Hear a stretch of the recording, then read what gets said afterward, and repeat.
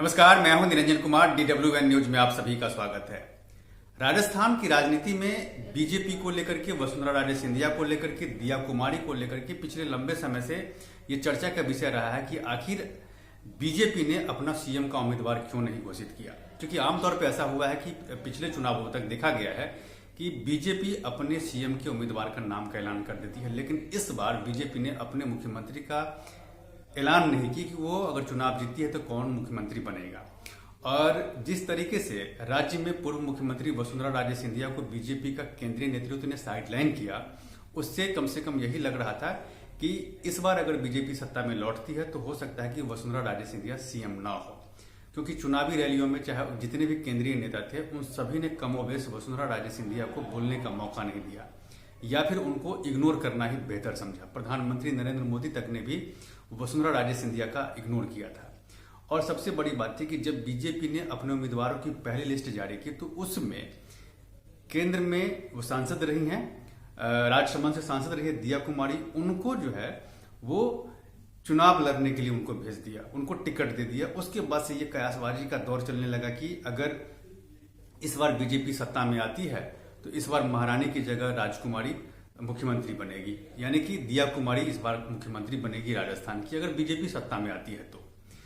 इसके बाद पहली लिस्ट जो जारी हुई थी उसमें वसुंधरा राजे सिंधिया के समर्थक जो थे, कई सारे समर्थकों का टिकट भी काट दिया गया था। उसके बाद और ये चर्चा होने लगी कि इसमें कोई दो राय नहीं है कि उनका पर खतरा जा रहा है वसुंधरा राजे सिंधिया का। लेकिन जैसे ही बीजेपी ने दूसरी लिस्ट जारी की और उस लिस्ट में वसुंधरा राजे सिंधिया का भी नाम था और जिनके टिकट कटे थे उनको भी दूसरी सीट से उम्मीदवार बनाया गया था, उसके बाद ये लगने लगा है कि बीजेपी आने वाले समय में और भी बहुत बड़े बदलाव कर सकती है। और जिस तरीके से बीजेपी ने वसुंधरा राजे सिंधिया को इग्नोर करने की कोशिश की थी और उसके बाद जो वहां की राजनीतिक जो दशा और दिशा जो बदली, उसके बाद बीजेपी को भी ये आभास होने लगा कि उसके बगैर चुनाव जीतना मुश्किल है। क्योंकि वसुंधरा राजे सिंधिया का अपना वोट बैंक है, उनके अपने समर्थक है और उनके अपने चाहने वाले नेता है जो उनके साथ हमेशा से रहे हैं। तो यही वजह है कि बीजेपी ने एक बार फिर से डैमेज कंट्रोल करने की कोशिश की और वसुंधरा राजे सिंधिया को तो उनकी जो परंपरागत सीट है झालड़ा पाटन, वहां से तो उन्होंने टिकट दिया ही उनको। वो 5वीं बार इस बार चुनाव लड़ने जा रही है। इसके साथ साथ जिनका टिकट काटा गया था उनके समर्थकों को, उनको भी दूसरी सीट से चुनाव लड़ने का मौका दिया गया। तो अब यह है कि अगर बीजेपी सत्ता में अगर आती है तब ये तय होगा कि कौन राज्य का मुख्यमंत्री बनेगा। क्योंकि ये क्लियर है कि अभी तक प्रधानमंत्री नरेंद्र मोदी ने साफ कर दिया था कि बीजेपी सामूहिक चुनाव लड़ रही है, उसका कोई अभी चेहरा नहीं। चुनाव के बाद ये तय होगा कि कौन बीजेपी का मुख्यमंत्री बनेगा। पहला टारगेट ये है कि बीजेपी को सत्ता में आना है। तो देखिए, कम से कम वसुंधरा राजे सिंधिया ने यह एहसास करा दिया बीजेपी के केंद्रीय नेतृत्व को कि उसके बगैर आप नहीं चल सकते हैं।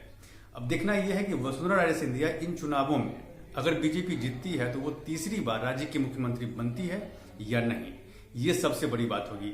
और दूसरी बात यह भी है कि क्या दिया कुमारी को इस बार पहली बार मौका मिलेगा, क्या राजकुमारी जयपुर की सियासत जो है उनको जयपुर की सत्ता में वो बैठेगी, इस पर सबकी नजर बनी हुई है, मेरी भी नजर बनी हुई है। आप मेरे साथ बने रहें और अब तक अगर आपने मेरे इस यूट्यूब मंच को सब्सक्राइब नहीं किया है तो प्लीज सबसे पहले आप मेरे इस यूट्यूब मंच को सब्सक्राइब कीजिए, लाइक शेयर और कमेंट जरूर कीजिए। इसमें एक कमेंट बॉक्स है जहां जाकर के आप इस मुद्दे से रिलेटेड अपने सवाल कर सकते हैं, जिसके जवाब मैं आपको दूंगा। तब तक के लिए धन्यवाद।